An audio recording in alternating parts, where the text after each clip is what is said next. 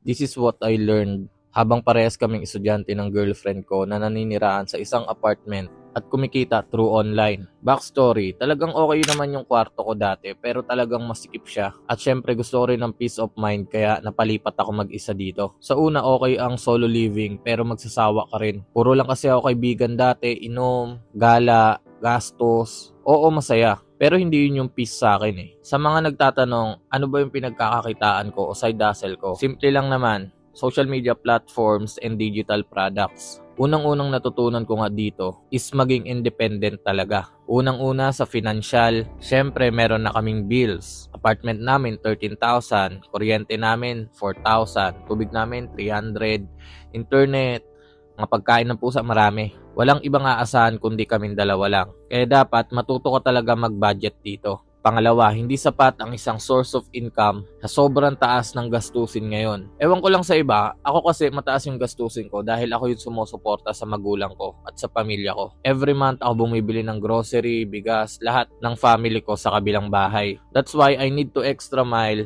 push myself para mag-explore ng iba't ibang side hustle. And I'm so thankful na natagpuan ko naman yung side hustle na gusto ko, which is yung digital products and yung social media platforms. Kasi alam nyo naman, I do content creation, TikTok affiliates, brand deals, and may computer shop din naman kami. So tip ko lang, sana wag kayo mag-rely sa isang source of income. Try to explore. Pangatlong natutunan ko nga dito, sa relasyon namin dalawa, hindi palagi kayong okay, hindi kayo palaging magkabati, nagmamahalan. Darating talaga yung oras na mag-aaway kayo, magkakatampuhan. Pero at the end of the day, kayo lang din dalaway magtutulungan. Kapag feeling ko nahihirapan ako, nai-stress ako, nandyan yung girlfriend ko para sa akin. Kapag siya naman sobrang busy, naiintindihan ko rin yun. Ang punto lang dito, hindi kayo magkaaway. Mag-partner kayo sa lahat ng bagay. Pang-apat na natutunan ko dito, yung acceptance. Since wala kaming stable job, nag-aaral kami, sobrang busy. Minsan yung social media and side hustles ko hindi ko natututukan. At bumababa yung income. Natutunan ko dito na ang buhay hindi palaging nasa taas ka eh.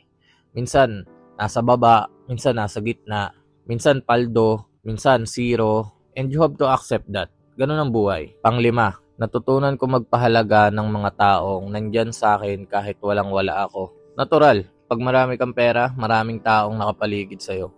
Marami kang pwedeng gawin. Pero kapag wala na, automatic yan. Malalagas sila. Pero yung mga tunay, mananatili yan. Yun yung dapat mong pahalagahan. To be honest, mahirap ang isang estudyante na breadwinner na nasa isang apartment at may pangarap. Samot-sari yung problema, yung responsibilidad. Pero wala.